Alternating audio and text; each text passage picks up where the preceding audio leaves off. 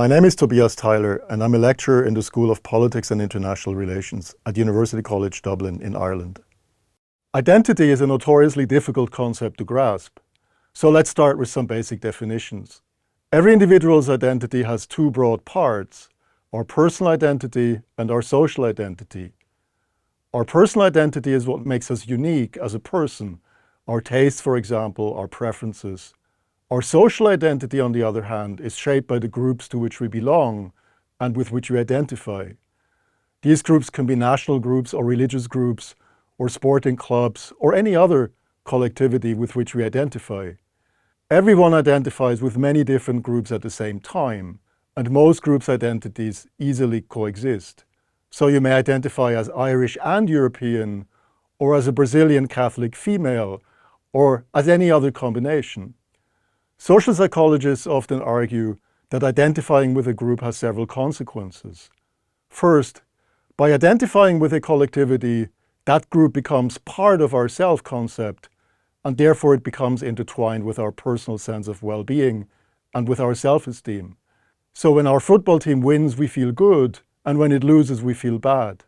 For the same reason, we are often willing to defend our groups, sometimes with our lives. When their countries are at war, governments often try to whip up nationalist sentiments to make their citizens more willing to fight for their nation. But belonging to a group also affects how we act towards fellow in-group members. We are, generally speaking, more willing to help other people if we believe that they are part of the same group, and we are also more likely to trust. This is why democracy is often seen to be easier to sustain among people who share the same national identity. There is a lot of debate about how groups form. As for national identities, these are often seen to have emerged through a combination of factors. One factor was manipulation. States often try to strengthen nationalist sentiments through flags, national anthems, public parades, and similar symbols and techniques. A second factor was interaction. Many national identities solidified as people interacted more with other people beyond their immediate locality. Roads, railways, and the mass media helped drive many nation-building projects. Now, what does all of that tell us about Europe today? When the European integration process started after 1945, observers contemplated whether Europeans needed to develop some kind of overarching identity for integration to succeed. They argued that such a shared identity would be necessary for Europeans in richer countries to support those in poorer countries. They also thought sometimes that it would be necessary to sustain ambitious political future projects, the European Army, for example, or a fully fledged European federal government. The European Union, for its part, also has tried to make its citizens feel more European. It created symbols and rituals such as the European flag, the European anthem, and Europe Day. It also initiated student exchange programs and other measures to enable Europeans from different countries to mix and mingle, and thereby it was hoped to discover their shared Europeanness.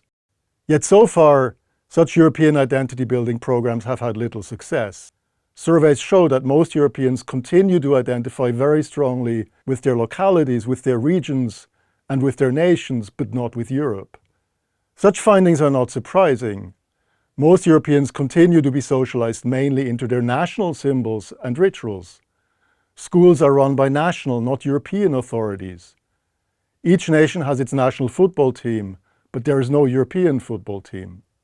Also, most Europeans never live or work in another European country. Language barriers obviously are important factors here. However, surveys also show that 8 decades of peaceful cooperation among European democracies has led to a dramatic improvement in transnational perceptions and in trust, despite the weakness of a shared European group identity. To give you one example, as far back as the early 1990s, Germany had become the second most trusted country on earth for respondents in France. This is an impressive achievement. What to make of all of this? As long as a shared European group identity remains elusive, overly ambitious attempts to drive integration further will remain hard to achieve. For example, this includes ideas for a European army. Surveys show that most Europeans are not willing to kill and die even for their own nations, and they most certainly are not willing to kill and die for Europe. Also, proposals to redistribute more between richer and poorer EU member states may overestimate the extent of transnational solidarity that currently exists among Europeans. At the same time, strong trust and positive perceptions between most European societies mean that there won't be a return to virulent nationalism.